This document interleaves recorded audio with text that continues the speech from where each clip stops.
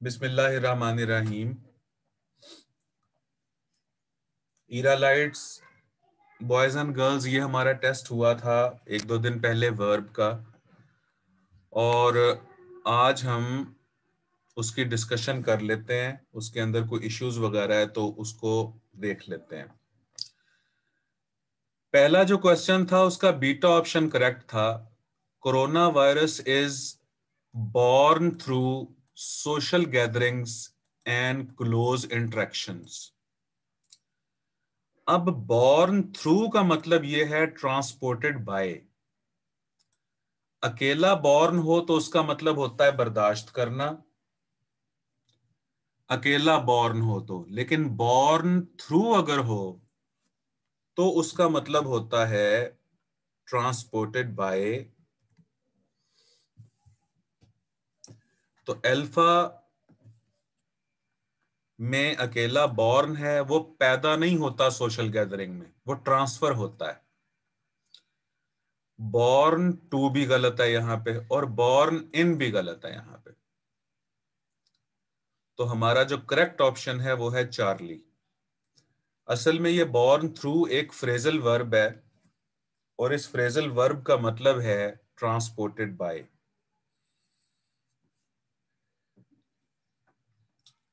उसके बाद ये जो दूसरा क्वेश्चन है, द कस्टमर्स, इसका डेल्टा ऑप्शन है। The customers would rather the service providers gave more facilities.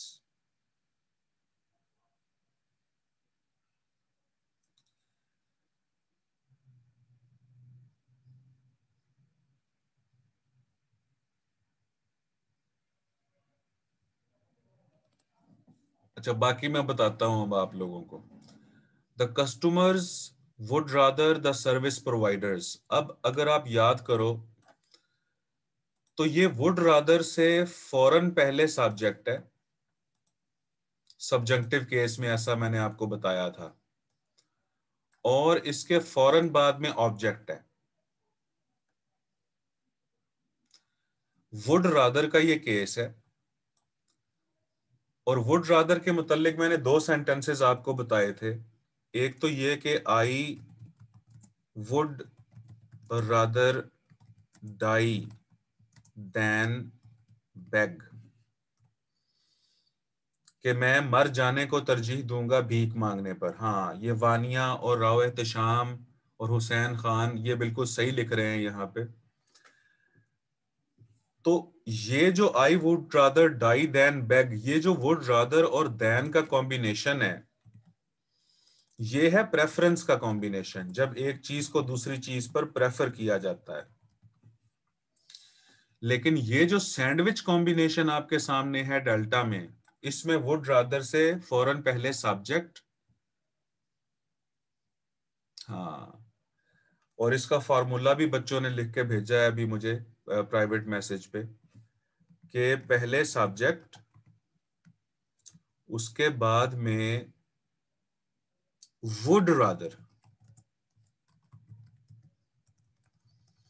Subject, उसके बाद में वुड रादर, और उसके बाद में ऑब्जेक्ट। ये सैंडविच है। हाँ जी हुंजा, बिल्कुल सही कह रहे हो आप। और इसके बाद फिर वर्ब की सेकंड फॉर्म आती है सब्जेक्टिव के लिए।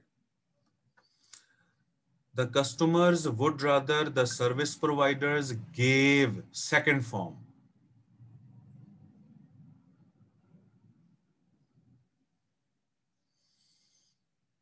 अब रोहमा, आप जो कह रही हो आई वुड रादर डाई, यहां पर वुड रादर के बाद भी बेयर इन्फिनेटिव है, और देन के बाद भी बेयर इन्फिनेटिव है। ये जो कॉम्बिनेशन है ये दूसरा कॉम्बिनेशन है जिसमें सेंस ऑफ प्रेफरेंस होती है। साद ने भी एक फिक्रा लिख के भेजा है, बिल्कुल ठीक है। ये वैसा ही फिक्रा है, अगर आपको याद हो तो, कि the parents would rather their children respected them, और इसकी ये साथ में फिक्रा लिख के भेजा है, ये मैंने आपसे शेयर कर दिया है। अब इसकी सेंस ये है कि पेरेंट्स की ये ख्वाहिश है कि बच्चे उनकी रिस्पेक्ट करें। अब इसकी सेंस ये है, अब इसकी सेंस ये है, ये जो ऊपर वाला सेंटेंस आपने लिखा हुआ है, इसको मैं एक और तरीके से लिख के आपको बताता हूं कि the customers wish that the service providers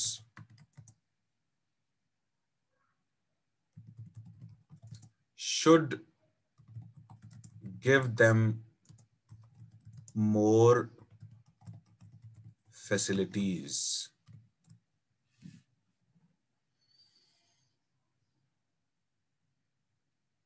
नहीं शाला, ये तो बेटे मैंने आपको बताया था कि इसमें अगर सैंडविच बनता है,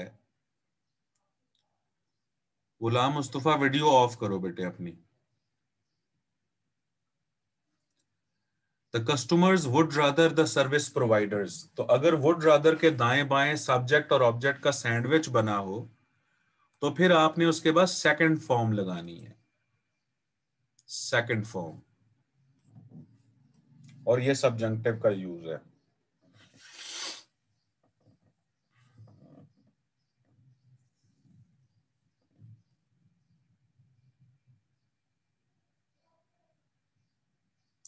रोहमा, इसका डेल्टा करेक्ट होगा। उसकी वजह यह है कि देखो अल्फा में the customers would rather provide the customers would rather the service provider, ये भी सैंडविच है। The customers would rather the service providers, ये भी सैंडविच है। यहां पर विल रादर तो हो नहीं सकता क्योंकि ये वुड रादर ही होता है, तो लिहाजा इसका डेल्टा करेक्ट है। अल्फा में ये मिस्टेक है कि यहां पर गिव्स दिया हुआ है, यहां पर गिव दिया हुआ है, ये फर्स्ट फॉर्म्स तो आएंगी नहीं। अगर आपको याद हो, एक मिनट जरा होल्ड कीजिएगा।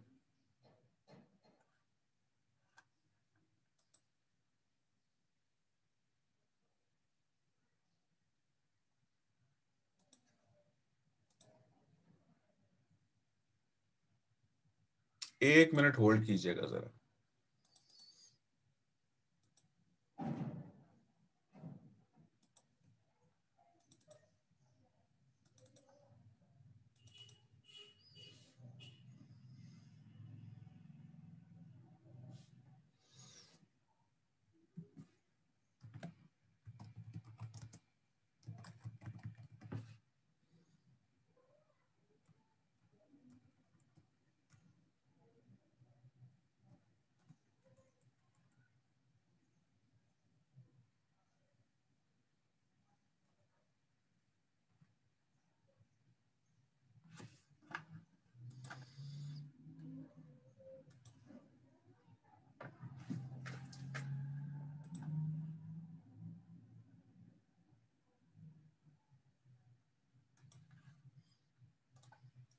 ये आपको नोट्स की स्लाइड शेयर हुई है? नोट्स नोट्स शेयर हुए हैं?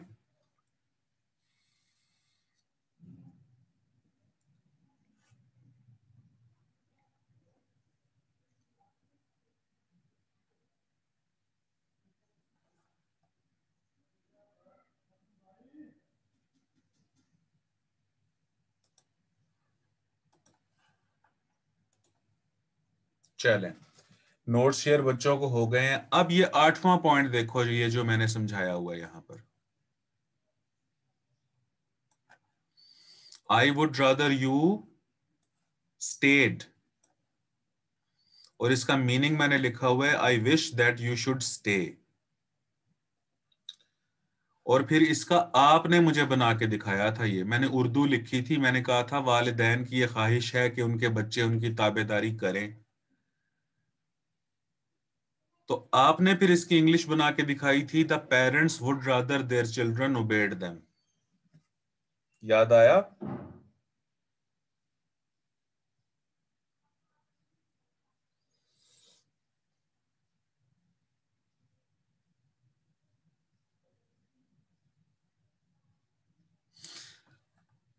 हाँ जी, यहां पर जो वुड रादर है वो सब्जंक्टिव की सेंस में इस्तेमाल हुआ है। वुड रादर जो सेमी मोडेल के तौर पर इस्तेमाल होता है वो डिफरेंट तरीके से होता है। उसके फौरन बाद वर्ब की फर्स्ट फॉर्म आती है, वो यूं इस्तेमाल होता है। या 9th पॉइंट देखें, I would rather die than beg. ये यहां पर वुड रादर सेमी मोडेल के तौर पर इस्तेमाल हुआ है।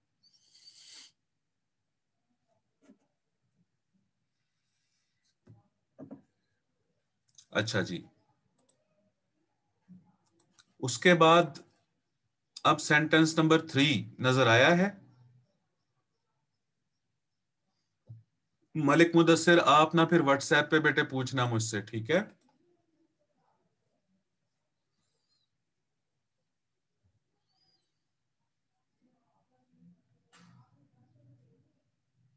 मलिक मुदस्सिर, आप ना व्हाट्सएप पे पूछ लेना बेटे।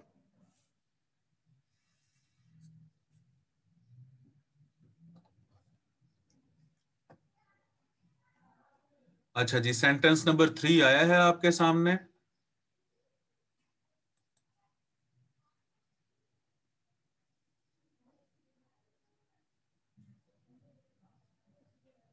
चलें,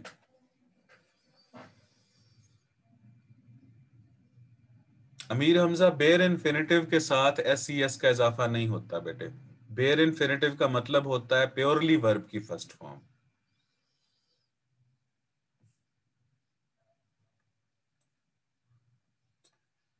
अच्छा ये बताओ ना बेटे, टेस्ट आपसे शेयर हुआ है? क्वेश्चन नंबर 3 शेयर हुआ है? सारे बताओ।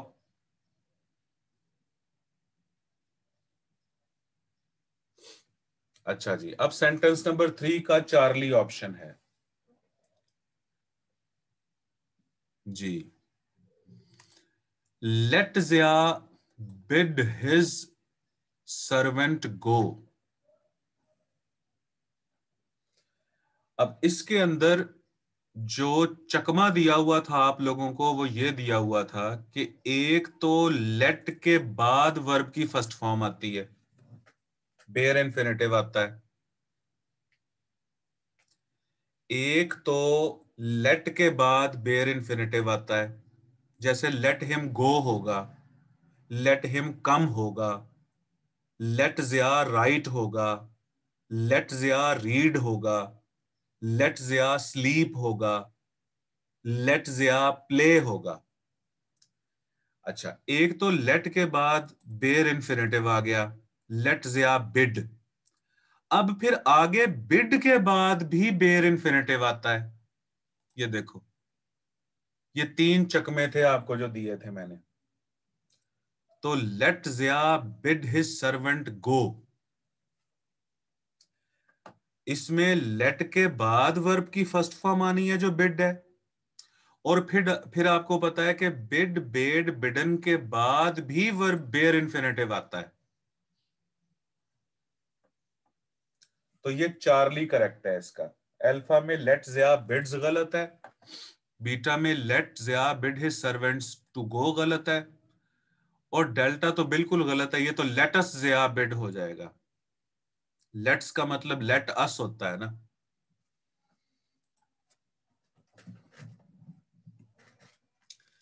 इसके बाद फोर्थ ऑप्शन है। मैं ऐसे करता हूं कि एक दफा टेस्ट को डिस्कस कर लेता हूं, एंड में फिर आप लोगों के जो क्वेश्चंस होंगे ना वो अलग अलग मैं पूछ लूंगा।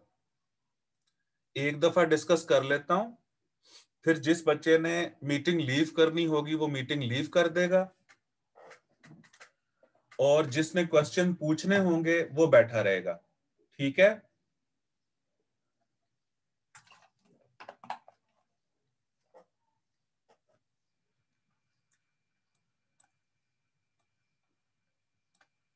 ये तरीका ठीक है?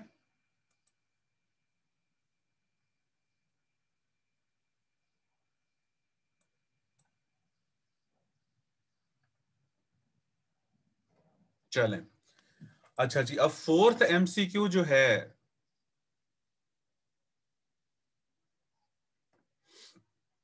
डेल्टा ऑप्शन इसका करेक्ट है। He said the assignment should have been presented in time. उसने कहा कि असाइनमेंट इन टाइम प्रेजेंट होनी चाहिए। अच्छा, अब ये पैसिव वॉइस है।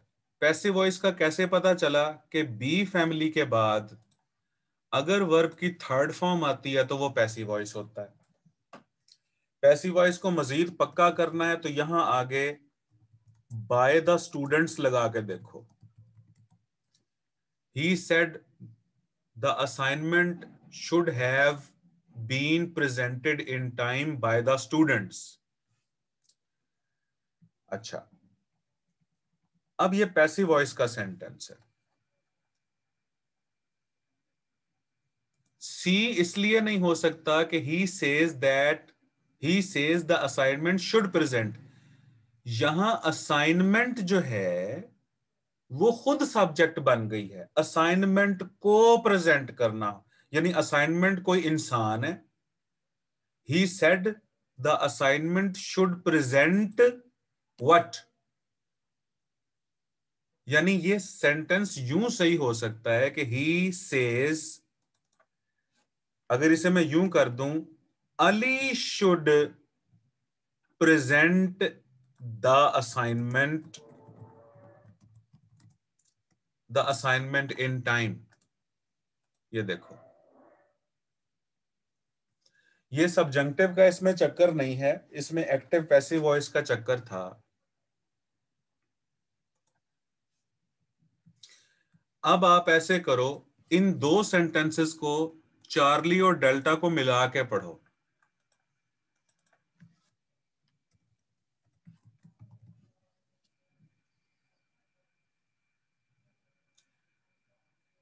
चार्ली को बल्कि अल्फा को भी मिला के पढ़ लो।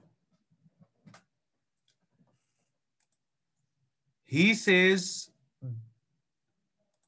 Says Ali should present the assignment in time. तो अली सब्जेक्ट हो गया ना यहां, उसको प्रेजेंट करनी चाहिए असाइनमेंट। अच्छा, अब डेल्टा है, he said the assignment should have been presented in time by Ali. तो आपको जो मैंने इसमें धोखा दिया है वो ये दिया है, अल्फा इसलिए गलत है, he said the assignment should have presented. ऐसा लग रहा है कि असाइनमेंट कोई बंदा है, असाइनमेंट कोई इंसान है और उसे कोई और चीज प्रेजेंट करनी चाहिए। ही सेड, फर्ज करे असाइनमेंट कोई बंदा है,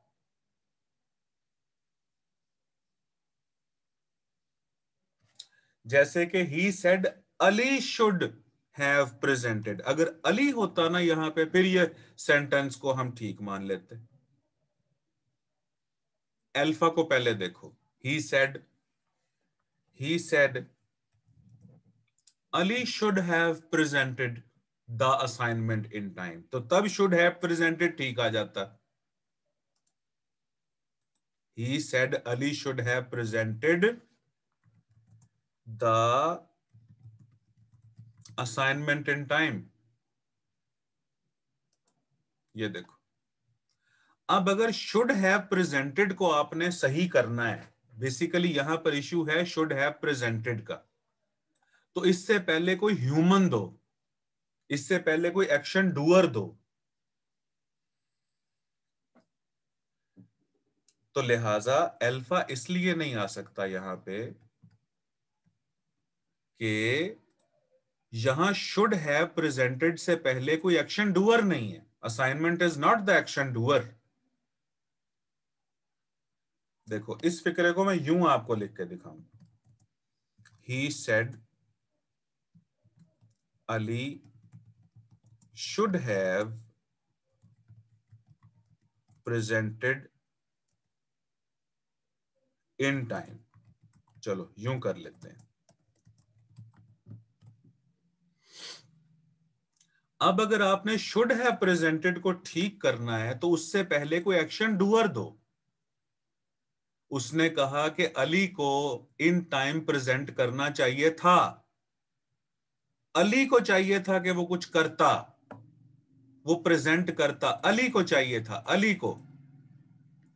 लेकिन अल्फा इसलिए गलत है कि ही said the assignment should have presented, तो असाइनमेंट कोई इंसान तो है नहीं, तो लिहाजा ये सिर्फ आपको धोखा देने के लिए यहां पर लिखा था इस तरीके से। अब चार्ली को देखो, he says the assignment should present in time. अब देखो इसको भी सही करना है चार्ली को, तो असाइन शुड प्रेजेंट का इशू है, यहां पे इसका इशू है। जैसे ऊपर शुड हैव प्रेजेंटेड का इशू था, यहां पर शुड प्रेजेंट का इशू है। शुड प्रेजेंट को अगर आपने सही करना है तो असाइनमेंट की जगह कोई ह्यूमन दो, कोई एक्शन डूअर दो, फिर ये सेंटेंस ठीक होगा। इसे यूं करो, he says the he says Ali should present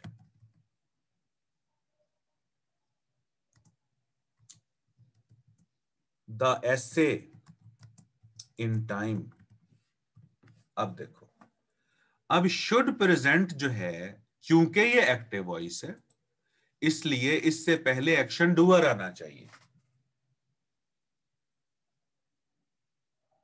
अच्छा, तो इसलिए भी आपको धोखा दिया मैंने यहां।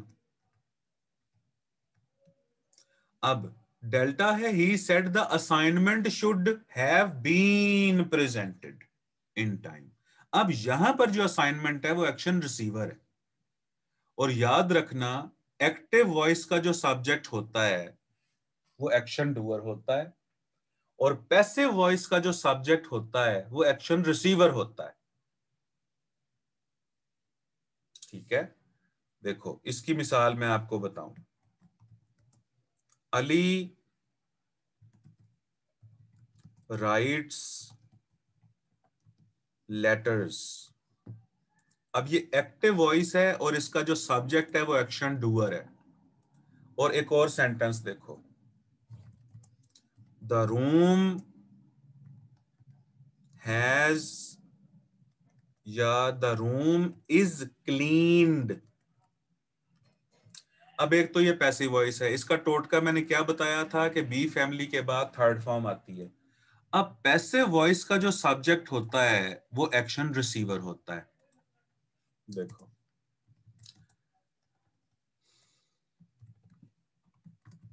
The subject of active voice is action doer, और the subject of passive voice is action receiver.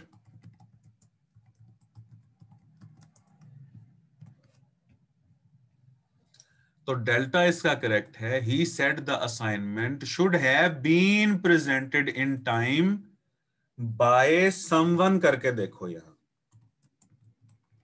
अब यहां पर पहचान आपको करनी थी किस तरह से, कि अच्छा बी फैमिली के बाद थर्ड फॉर्म आई है तो ये पैसिव वॉइस है, ठीक है। अच्छा शुड हैव प्रेजेंटेड क्यों नहीं आ सकता, शुड प्रेजेंट क्यों नहीं आ सकता? भाई अगर शुड हैव प्रेजेंटेड आए तो उससे पहले एक्शन डूअर होना चाहिए, या शुड प्रेजेंट आए तो उससे पहले भी एक्शन डूअर होना चाहिए। तो असाइनमेंट एक्शन डूअर तो है नहीं, ठीक है। अब इसके अलावा अगर किसी के कोई क्यूरीज है ना तो वो मुझसे फिर पर्सनल मैसेज करके पूछ ले। सेंटेंस नंबर 5 है। अच्छा पहले ये बताओ, सेंटेंस क्वेश्चन नंबर 4 कितनों का सही है? क्वेश्चन नंबर 4 सही किया है आप लोगों ने?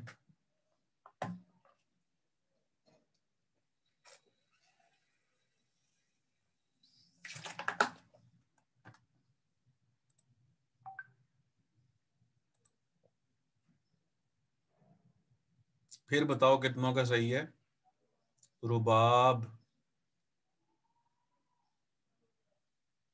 अनम, जरमीन, मोहम्मद, किंजा, सानिया, मिसबा, चले, माशाल्लाह माशाल्लाह, ठीक हो गया जी, दैट्स गुड। अच्छा जी, अब पांचवा देखते हैं। He gets his task done by hook और बाय क्रुक। गेट पॉजिटिव के बाद ये, अब इसका एक्टिव वॉइस क्या होगा, तो ये आप मुझसे पूछ लेना व्हाट्सएप पे। इसका एक्टिव वॉइस या भी आपको बना के दिखा देता हूं। He said the assignment should have been presented in time. इसमें बाय फ्रेज नहीं है ना, तो यहां पर मैं लगाता हूं बाय समवन। अब इसका एक्टिव वॉइस होगा he said that someone should have presented the assignment in time.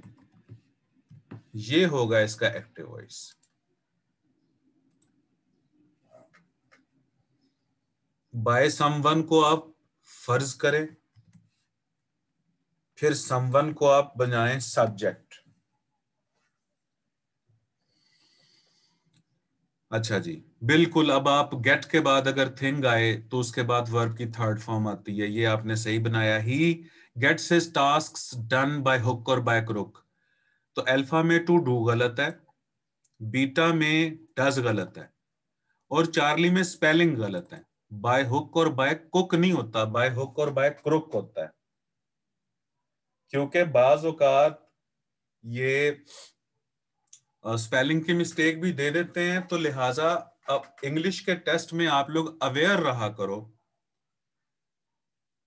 कि इसमें कोई एक दो तीन जगहों के ऊपर स्पेलिंग की मिस्टेक्स मैं दूंगा आप लोगों को।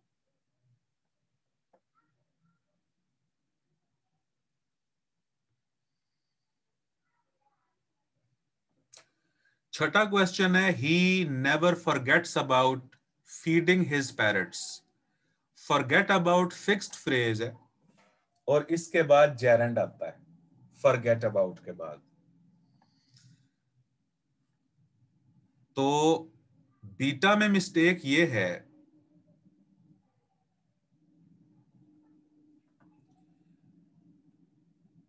बेटे गेट के बाद इन्फिनेटिव आता है, वो आप ना, ये जो मैंने कॉजेटिव पढ़ाए थे ना, तो ये इसका लेक्चर दोबारा सुनो रोमा, फिर आपको बेटे क्लियर होगा। हाँ जी, अमीर हमजा बिल्कुल ठीक कह रहे हैं कि गेट के बाद क्योंकि यहां पर थिंग है,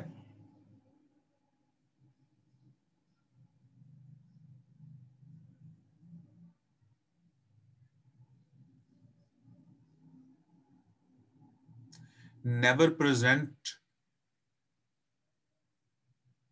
हाँ जी, नेवर।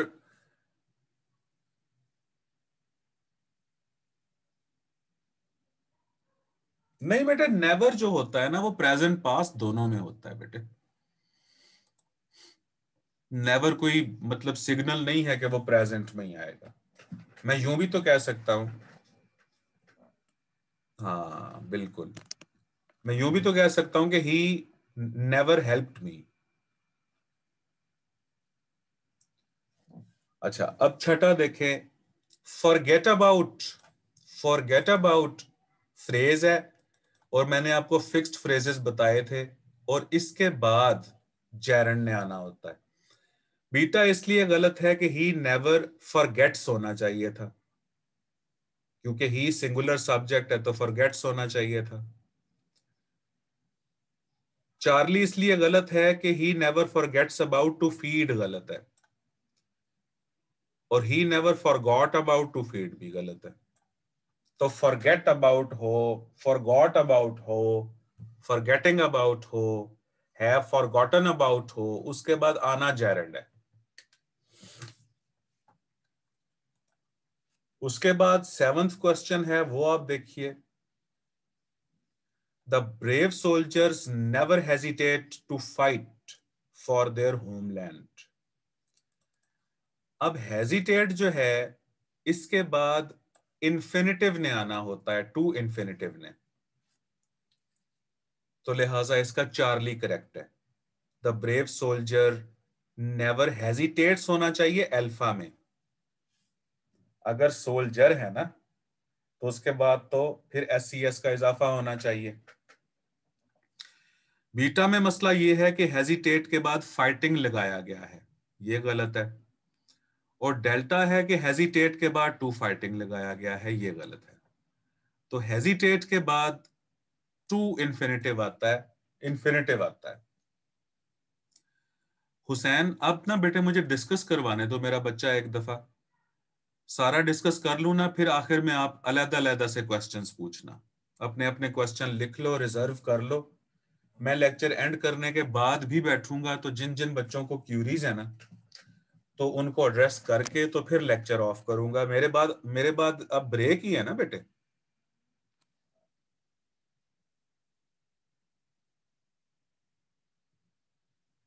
हाँ, आठवां है, did you hear the branch of the big tree crack down. Alpha correct है। अब हेयर यहां पर सेंसुअस वर्ब है। सेंसुअस वर्ब के बाद अगर आना हो तो बेयर इंफिनिटिव आता है। तो डिड यू हेयर के बाद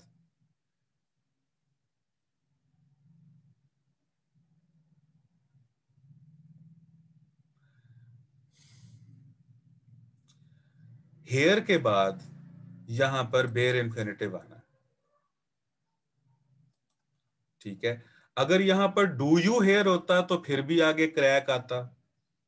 अगर यहां पर डिड यू हेयर है तो फिर भी आगे क्रैक आता। अगर यहां पर हैड यू हर्ड होता तो फिर भी आगे क्रैक आता। क्योंकि हेयर सेंसुअस एक्शन वर्ब है और इसके बाद बेयर इंफिनिटिव फॉर्मल होता है, तो बीटा में करेक्ट गलत, चार्ली में तो डिड यू हर्ड ही गलत। हाँ जी, सेंसुअस एक्शन वर्ब और सेंसुअस लिंकिंग वर्ब के बारे में आप मेरा लेक्चर सुनना दोबारा बेटे अंजुम। और डेल्टा में देखो तो ये डिड यू हर्ड के स्पेलिंग देखो, ये हर्ड कहते हैं ग्रुप ऑफ एनिमल्स को, लिहाजा यहां पर स्पेलिंग भी गलत है और आगे क्रैक्ड भी गलत है। हाँ बिल्कुल, हेल्पिंग वर्ब भी है, सही कह रहे हैं। तो हेल्पिंग वर्ब के बाद भी फर्स्ट फॉर्म आनी है ना। डू डज और डिड के बाद भी तो वर्ब की फर्स्ट फॉर्म आती है ना रुबाब बेटी। और अब डू डज और डिड के बाद फर्स्ट फॉर्म तो आनी है, लेकिन यहां डिड के बाद हेयर आ रहा है। और जब हेयर आ रहा है तो हेयर सेंसुअस एक्शन वर्ब है, और सेंसुअस एक्शन वर्ब के बाद हमने बेयर इंफिनिटिव का इस्तेमाल करना होता है।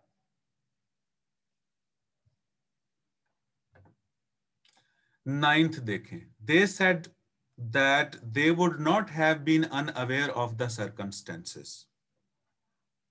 ये भी उसी किस्म का चकमा मैंने आपको दिया है। वुड नॉट हैव बीन, यहां पर टोटल तीन हेल्पिंग वर्ब्स हैं, एक वुड और एक हैव और एक बीन। और याद रखो कि हाँ, आमना उस्मान ठीक कह रही हैं, फर्स्ट हेल्पिंग वर्ब के बाद हमने नॉट लगाना होता है। अब ये है तो ये रूल तो मैंने आपको करवाया था अपने पहले लेक्चर में, वो जब स्ट्रक्चर का लेक्चर आपको दिया था क्लासेस में। लेकिन क्योंकि वर्ब के दायरा कार में तो आता है ना ये, तो लिहाजा आप लोगों ने फर्स्ट हेल्पिंग वर्ब के बाद नॉट लगाना है। यहां पर फर्स्ट हेल्पिंग वर्ब के बाद not. Would not have been, तो वुड हैव नॉट बीन गलत, वुड हैव बीन नॉट गलत, और वुड नॉट हैव, यहां इसके बाद वर्ब नहीं है, अनअवेयर कोई वर्ब तो नहीं है, तो यहां बीन का वर्ब भी चाहिए था।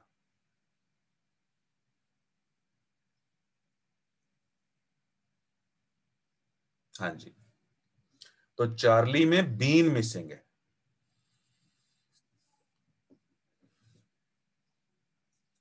यानी उन्होंने कहा कि वो बेखबर नहीं रहे हैं, बीन रहना, तो यहां पर बीन मिसिंग है चार्ली में। अच्छा, सेंटेंस नंबर 10 जो है, जी जरबीन ऐसा ही है। सेंटेंस नंबर 10 जो है, इसको देखो, शाई किड्स लुक ऑकवर्ड समटाइम, कि शर्मीले बच्चे बाज औकात ऑकवर्ड लगते हैं। अब यहां पर ये जो लुक है, ये सेंसुअस लिंकिंग वर्ब है, और सेंसुअस लिंकिंग वर्ब्स के बाद हमने एजेक्टिव्स का इस्तेमाल करना होता है। तो यहां पर ऑकवर्ड ने आना है, ऑकवर्डली ने नहीं आना। अल्फा में ऑकवर्ड्स कोई लफ्ज ही नहीं है, बीटा में और चार्ली में look at awkwardly, look at के बाद भाई किसकी तरफ देखा। अगर डेल्टा यूं होता कि शाई kids look at the guests, तो फिर यहां पर ऑकवर्डली सही हो जाता। हाँ, अब मिसबा फयाज एक और टोटका बता रही हैं कि यहां लुक की जगह आप आर से रिप्लेस करके देख लो, shy kids are awkward sometimes. 11 sentence का डेल्टा ऑप्शन करेक्ट है। द वॉशरमैन धोबी को कहते हैं, हंग उसने लटका दिए, the clothes on the wire. हाँ जी अंजुम, ऐसा ही है बेटे, लेकिन अगर आपने इसे एक्शन वर्ब बनाना है तो इसके बाद में ऑब्जेक्ट दो। अच्छा, हंग्ड लफ्ज ही नहीं है, हैंग्ड का मतलब फांसी देना है, और हैंगिंग आ सकता था अगर इस हैंगिंग का हेल्पिंग वर्ब कोई मौजूद होता पहले, तब। अब 12वें सेंटेंस को देखो, it is high time you stood against partiality. Partiality का मतलब है तासुब। अच्छा, इट इज हाई टाइम का जब एक्सप्रेशन आ जाए तो उसके बाद हमने वर्ब की सेकंड फॉर्म इस्तेमाल करनी होती है सब्जंक्टिव के लिए। पास सब्जंक्टिव है, शाबाश, बिल्कुल ठीक है, ये पास सब्जंक्टिव है। अच्छा, अल्फा भी ठीक हो सकता था, अल्फा को ठीक करना हो तो कैसे करोगे?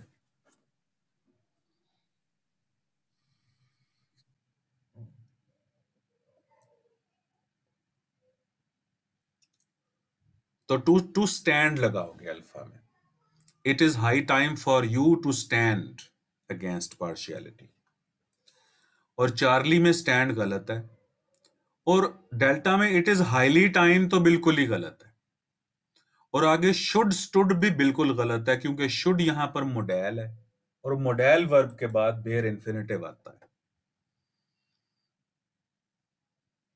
अच्छा जी, 13वां जो है इसका डेल्टा करेक्ट है, he said he would regret.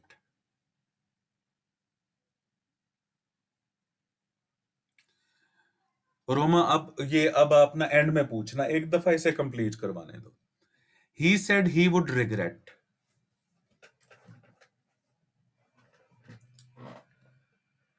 अच्छा, वुड मॉडेल वर्ब है, रिग्रेटेड गलत है। बीटा में भी वुड मॉडेल वर्ब है, रिग्रेट्स गलत है। और वुड हैव बीन अगर यहां पर आया है तो आगे यहां पर रिग्रेटेड होना चाहिए था जी। तो वुड यहां पर मॉडेल है, और मॉडेल के बाद हमने बेयर इंफिनिटिव्स का इस्तेमाल करना होता है। अब 14th क्वेश्चन देखो, does the son of the Duke have authority over playing piano? अच्छा, अब डू डज के बाद अगर हमें डू डज और डिड के बाद अगर हमें हैज हैव हैड में से कोई चूज करना पड़ जाए तो हम हमेशा हैव चूज करते हैं। जैसे कि ही हैज अ कार, इसका नेगेटिव बनेगा he does not have a car, और इसका क्वेश्चन बनेगा does he have a car, और इसका नेगेटिव क्वेश्चन बनेगा does he not have a car. तो डू डज और डिड के बाद हमने हैज हैव हैड में से हमेशा हैव चूज करना होता है। तो लिहाजा डज ही हैव करेक्ट होगा जी। और बीटा में does the son of the Duke has. अब ये देखें, इसी तरह एग्जामिनर आपको चकमा देता है। बच्चे कहते हैं कि सन ऑफ द ड्यूक क्योंकि सिंगुलर है तो इसके बाद में हैज आना चाहिए। भाई हैज आना चाहिए, लेकिन जब डू डज और डिड आ जाते हैं, ये चार फिक्रे आप देखो ना दोबारा, ही हैज अ कार और he does not have a car. तो जैसा ही सेंटेंस में डू डज डिड आते हैं और उनके बाद हमें हैज हैव हैड में से कोई एक चूज करना पड़ता है, तो हम हमेशा हैव चूज करते हैं। उसके बाद 15वां देखो आप, डेल्टा करेक्ट है। We could not help revising our plan to visit Kalam when it started raining. कहता है जब समझ, जब एक ट्रिकी टेस्ट था, बिल्कुल बिल्कुल ट्रिकी टेस्ट था।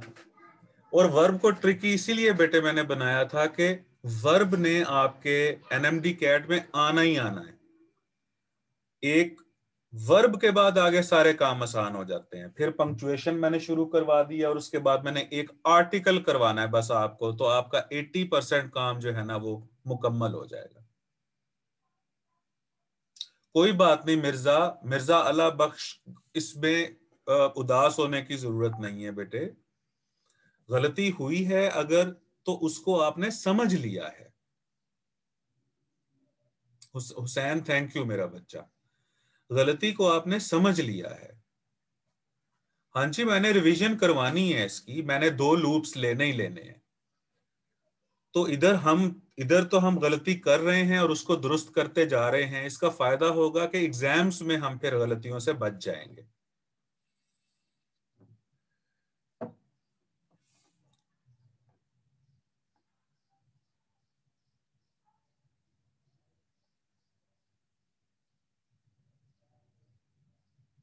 जजाकल्ला बेटे, जजाकल्ला जजाकल्ला, बहुत बहुत शुक्रिया। ये किस बेटे ने कहा है सर, मजे का टेस्ट था, आपने मेहनत से इतना अच्छा पढ़ाया था, मेहनत वसूल हो गई। बिल्कुल ठीक है, जजाकल्ला बेटे, बिल्कुल ऐसे ही है। अब्दुल रहमान को इजी लग रहा है टेस्ट, तो ये तो बहुत अच्छी बात है।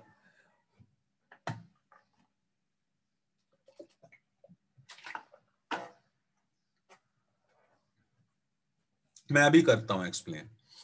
We could not help revising our plan. अच्छा, हेल्प के बाद जेरंड।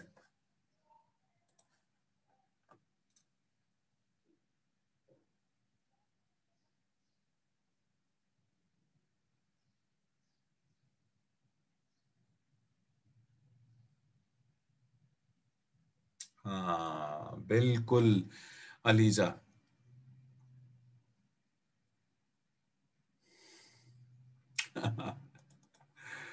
जीते रहे, सबा जीते रहे। अच्छा, we could not help revising, और इसके बाद में फौरन अलीजा ने कहा, और आमना भी कह रही हैं, हेल्प और जेरंड हो तो अनअवॉइडेबिलिटी और इररेजिस्टिबिलिटी की सेंस आती है। तो we could not help revising our plan to visit Kalam. अच्छा, अल्फा में तो एक तो हेल्प के बाद टू रिवाइज नहीं आना चाहिए, फिर टू विजिटिंग भी नहीं आना चाहिए, क्योंकि टू विजिट कहेंगे तो पर्पस शो होगा ना। और व्हेन इट स्टार्ट्स रेनिंग इसलिए गलत है कि पूरा सेंटेंस पास्ट का है। तो जब पास्ट का सेंटेंस है तो चार्ली में स्टार्ट्स क्यों आया है? अब आप, हाँ बिल्कुल आमना, पर्पस, बिल्कुल बिल्कुल, वो आप लोग समझ रहे हो। अच्छा, बच्चे समझ रहे हैं कि एक सेंटेंस के अंदर मैंने दो दो तीन तीन रूल्स घुसाए हुए हैं यहां पे।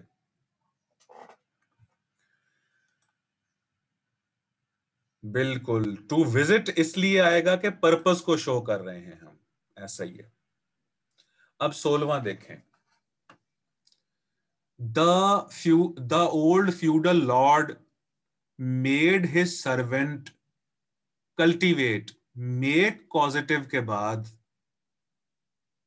बेर इंफिनिटिव ने आना होता है, तो लिहाजा बीटा गलत है। अब देखो, इस क्वेश्चन को भी मुश्किल बनाने का तरीका क्या था भला? सबा जावेद, अगर तो मैं टू कल्टीवेट को अंडरलाइन कर देता ना, तो बच्चे फौरन टू कल्टीवेट पे पहुंचते। मैंने कल्टीवेट का चार्ली बनाया है और पेजेंट्स के साथ टू लगाया है यहां, तो लिहाजा बीटा में मिस्टेक है। तो टू को हमने कट करना है यहां पे। 17, the corrupt officers were used to taking bribe आना चाहिए।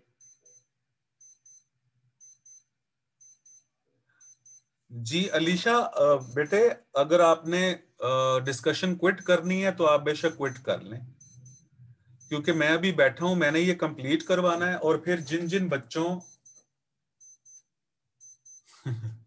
अमीर हमजा कह रहे हैं जानबूझ के आपने गलतियां करवाई हैं। अच्छा, हाँ, वो इजी में ऐसा ही है ना बेटे, कि इजी में आप लोग सारा ठीक कर लोगे, फिर ओवर कॉन्फिडेंट हो जाओगे। अच्छा, जिस बच्चे ने मीटिंग क्विट करनी है वो बेशक क्विट कर ले, क्योंकि ये मीटिंग रिकॉर्ड हो रही है। रिकॉर्डेड फिर मैं अभी अपलोड कर दूंगा। और जिन बच्चों ने इंडिविजुअल्स, जजाकल्ला बेटे रोमा, जिन बच्चों ने इंडिविजुअल क्वेश्चंस पूछने हैं तो वो बैठे हैं अभी। मैं इसे बस कंप्लीट कर लूं, 17वां मैं पढ़ रहा हूं, तो बस थोड़े से रह गए हैं। The corrupt officers were use to taking bribe. Use to से पहले अगर बी फैमिली आती है तो यूज टू के बाद फिर हमने जेरंड का इस्तेमाल करना होता है, तो टेकिंग ब्राइब आएगा यहां पे। 18वां सेंटेंस है, please guide him. Which to से नहीं, व्हाट टू से।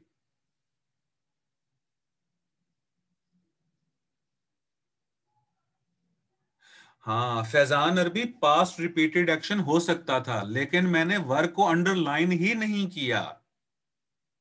वर्क को अंडरलाइन में करता तो फिर आप कहते हैं कि सर वर्क को हटा के पास्ट रिपीटेड एक्शन बना दें। हुजूर वाला, माय डियर फैजान अरबी।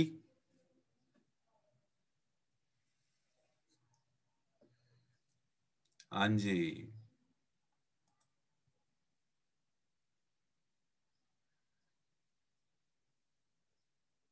रिपीट में अभी करवाऊंगा।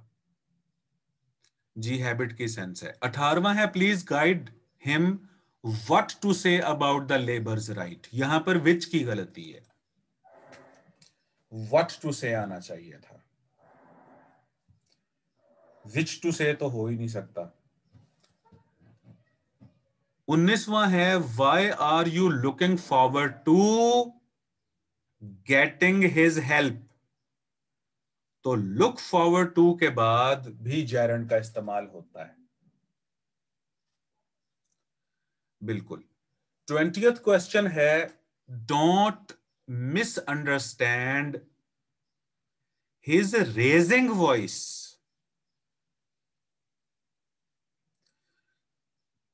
Against operation. यहां पर रेजिंग आना चाहिए था, राइजिंग नहीं। वो आवाज बुलंद कर रहा था, तो रेज होना चाहिए था कि यहां पर उसके बाद में ऑब्जेक्ट मौजूद है।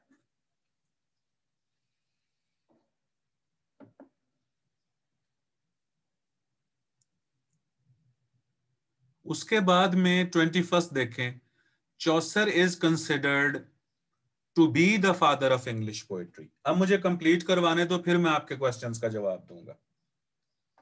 तो कंसिडर्ड, वर्ब्स ऑफ थिंकिंग जब पैसिव वॉइस में आते हैं तो उनके बाद टू बी का इजाफा होता है, तो अल्फा में मिस्टेक है। उसके बाद 22 है, ही एनलाइटेंड द फायर, तो यहां आना चाहिए he lighted the fire. Lighted the fire या लिट द फायर।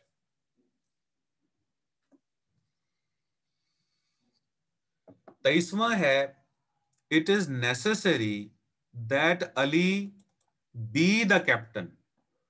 शुड भी होता तो लॉजिक होती, शुड को अकेले अगर काट दोगे तो ये सबजंक्टिव बन जाएगा।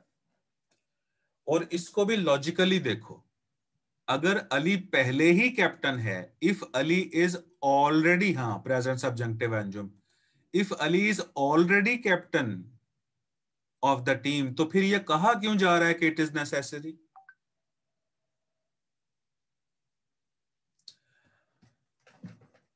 माही देखो, विल बी या वुड बी या शुड बी होता तो हम सोचते, अली इज गलत है। और यहां इसको दो तरीकों से सही किया जा सकता है, या तो आप कहो अली शुड बी, शुड भी नहीं कहना तो शुड को काट के सब्जंक्टिव प्रेजेंट सब्जंक्टिव इसे बना दो, तो ये सेंटेंस होना चाहिए कि it is necessary that Ali be the president, Ali be the captain of the team for the next tournament. उसके बाद 24th है, if he were my son I would punish him for his misconduct. Second conditional है और subjunctive है कि अगर वो मेरा बेटा होता, इफ ही वर माई सन, तो ये सेकंड कंडीशनल है।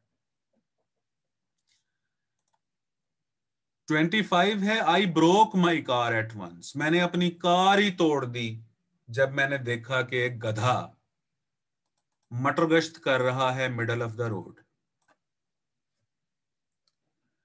तो होना चाहिए आई ब्रेक्ड माई कार, हाँ ब्रेक लगाई, बिल्कुल। 26 है, apply oil on your,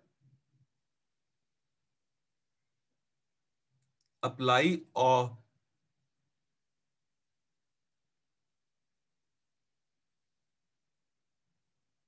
strolling, हाँ अच्छा यहां पर स्ट्रॉल आना चाहिए। एक मिनट एक मिनट एक मिनट, ये इकरा ने पूछा है ना,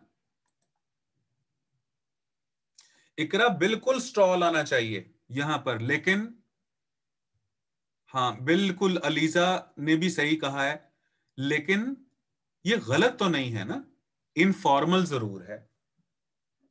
तो याद है मैंने आपको बताया था कि आई सॉ हिम कमिंग भी ठीक है, लेकिन I saw him come formal होगा। हाँ, तो ये बहुत अच्छी मिस्टेक इन्होंने बच्चों ने पकड़ी है, अलीजा ने, इकरा ने। तो ये भी इनफॉर्मल है लेकिन इनकरेक्ट नहीं है। तो 26वां जो है यहां होना चाहिए, apply oil on your falling hair. हाँ जी, अगर कोई और ऑप्शन ना होता रोहमा, तो फिर हम स्ट्रॉलिंग को गलत कर देते। हाँ जी, मेजर मिस्टेक हमने देखनी है। अच्छा, अब ये जो 27वां है, if he ever lay my newspaper on the floor I will lie on your notebooks. He की गलती है यहां पे,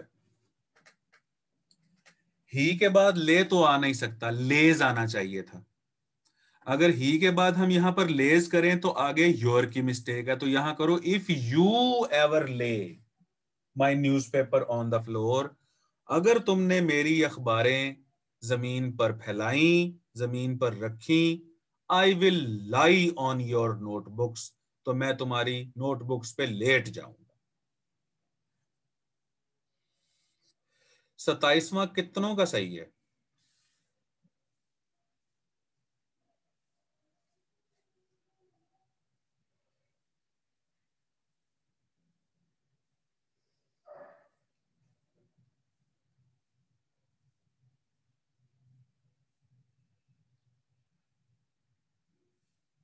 हुजूर ले फर्स्ट फॉर्म होता है, फर्स्ट फॉर्म भी तो होती है ना। कैसे होती है भला? ले, लेड और लेड और लाई, ले और लेन। अब देखो, ले फर्स्ट फॉर्म होगी लेकिन इसके बाद में ऑब्जेक्ट आएगा, तो यहां ले के बाद ऑब्जेक्ट मौजूद है। हाँ जी, मिसबा ठीक कह रही हैं, ले के बाद ऑब्जेक्ट मौजूद है, तो यहां पर आपके सब्जेक्ट की मिस्टेक है। लेज आ सकता है, लेज आ सकता है, लेकिन आगे आप योर का क्या करोगे फिर? रुबाब।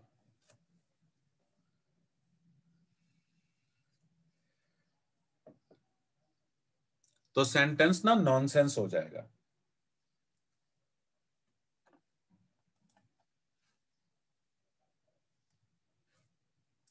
उसके बाद 28 सेंटेंस देखिए, who does weave the warm woollen carpet. तो हु वीव्स आना चाहिए बेटे। हु जब खुद सब्जेक्ट होता है ना तो उसके बाद डू डज नहीं आता होता। मिसाल के तौर पे who knocks at the door होगा,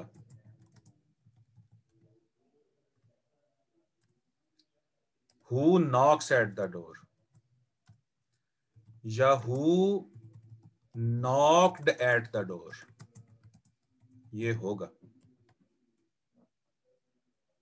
तो हु अगर खुद सब्जेक्ट हो तो उसके बाद डायरेक्ट वर्ब्स आते होते हैं हुजूर। प्रेजेंट इंडेफिनिट टेंस में ऐसा होता है और पास्ट इंडेफिनिट टेंस में भी ऐसा होता है। हु के बाद डायरेक्ट वर्ब्स आते हैं। हु के बाद डज किस सूरत में आ सकता है? अगर वो मेन वर्ब हो तो, जैसे हु डज दिस, किसने, कौन ये करता है? हु डिड दिस, किसने ये किया? इस सूरत में तो हु जब प्रेजेंट इंडेफिनिट और पास्ट इंडेफिनिट में आता है तो उसके बाद डायरेक्ट वर्ब्स आते हैं। उसके बाद हम डू डज नहीं लगाते होते, डिड नहीं लगाते होते।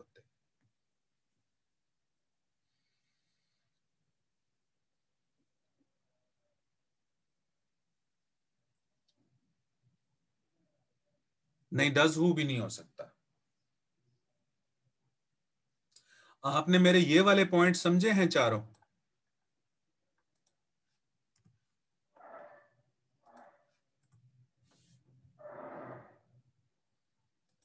कि अगर प्रेजेंट इंडेफिनिट टेंस में, या प्रेजेंट सिंपल भी जिसे कहते हैं, अगर प्रेजेंट इंडेफिनिट टेंस में हु आए, हु से क्वेश्चन आपका स्टार्ट हो, तो उसके बाद में मेन वर्ब आता है, हेल्पिंग वर्ब नहीं आता। और पास्ट इंडेफिनिट टेंस में भी ऐसा होता है।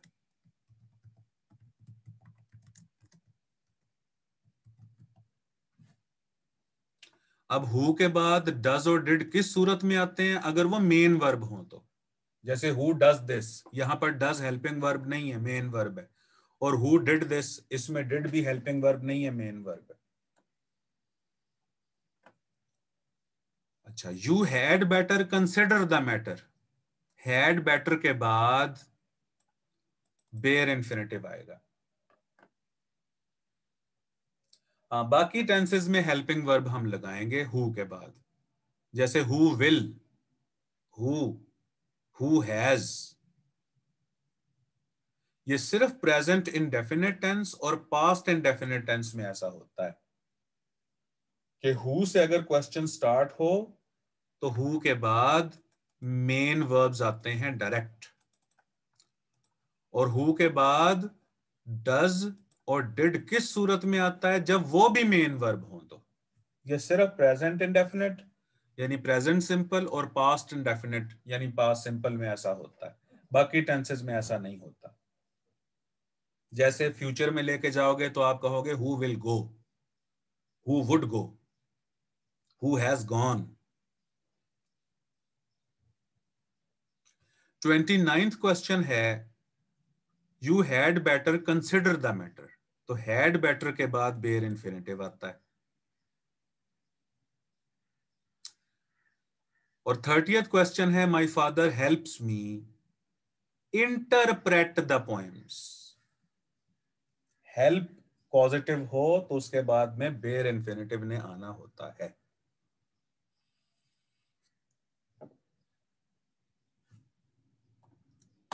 चलें जी, अब आप लोग मीटिंग लीव कर सकते हो। मैं रिकॉर्डिंग भी अब स्टॉप कर रहा हूं।